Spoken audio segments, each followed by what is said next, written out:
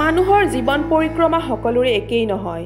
এছামে যেনেদৰে অট্টালিকাত বাস কৰে, তেওঁলোকৰ অন্ন বস্ত্ৰ বাসস্থানৰ অভাৱ নাই, ঠিক তেনেদৰে আন এখন ছবিত দেখা যায় যিসকলৰ আজিও অন্ন বস্ত্ৰ বাসস্থানৰ কাৰণেও হাহাকাৰ কৰিব লগা হয়।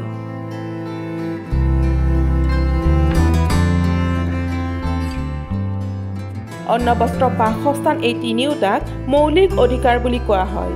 সেই অধিকাৰৰ পৰা আজিও এছাম লোক বঞ্চিত হৈ আছে। এয়া মহানগৰীৰ পদপথত বাস কৰা লোকৰ কিছু দৃশ্যাংশ। একো পইচা পোৱা নাই, একো কৰিব পৰা নাই। খোৱা লোৱাটো আমি আনি লওঁ, ভাত চাত আনিলে খায়। আমি বটলকেইটা বিক্ৰী চিক্ৰী কৰিলে ওলাওঁ, মাছ মাংস আনিলে আমি খুৱাওঁ। কোনো সহায় নকৰে। যেনে মানে কেতিয়াবা সহায় কৰিলে নকৰিলে নাই। আৰু গাড়ীৱালা বাদে আহিলে ভাত দি দিয়ে, সেই পিকি ধৰোঁ, দিলে পৰি ধৰোঁ, ধৰি কিনে আৰু ইয়াতে খাওঁ, কিবা কৰি থাকোঁ। মানুহে বেলেগে কাপোৰ দি যায়, দিয়াৰ কাৰণে দাদুকো কাপোৰ দি যায়। এতিয়া দাদু কোনো চাহাৰা যায় মানুহ নাই, দি যোৱাৰ কাৰণে আমি চাহাৰা কৰোঁ। কৰাৰ কাৰণে অলপ দাদুক অলপ ভাল পায়।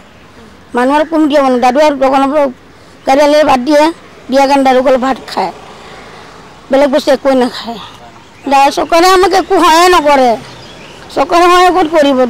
বেলেগে দিলে অলপ 10-20 ৰাখোঁ, কোনে সহায় কৰিব?